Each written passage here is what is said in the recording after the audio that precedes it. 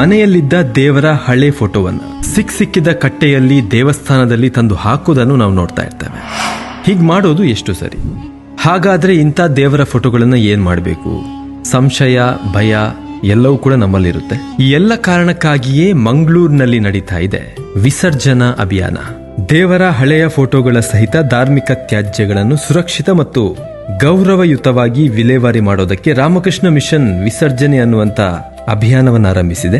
March 16ರಿಂದ 26 ತನಕ ಈ ಅಭಿಯಾನ ನಡೀತಾ ಇದ್ದು ಮಂಗಳೂರಿನ 5 ಸ್ಥಳಗಳಲ್ಲಿ ಸಂಗ್ರಹಣೆಗೆ ಅವಕಾಶವನ್ನು ಕಲ್ಪಿಸಲಾಗಿದೆ. ಮಂಗಳದೇವಿ ದೇವಸ್ಥಾನ, ಕದ್ರಿ ದೇವಸ್ಥಾನ, Vijay Bharat mall, Pandeshwar forum mall ಮತ್ತು ಸುರತ್ಕಲ್ ಗೋವಿಂದಾಸ್ ಕಾಲೇಜ್ ಇಲ್ಲಿ ತಾತ್ಕಾಲಿಕ ಸಂಗ್ರಹ ಕೇಂದ್ರವನ್ನು ತೆರೆಯಲಾಗಿದೆ.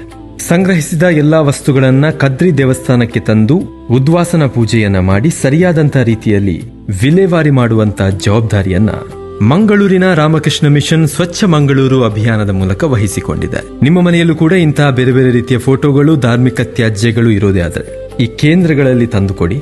ಆ ಮೂಲಕವಾಗಿ ಮಂಗಳೂರಿನ ಸ್ವಚ್ಛತೆಗೆ ನಾವೆಲ್ಲರೂ ಕೂಡ ಕೈ ಜೋಡಿಸೋಣ.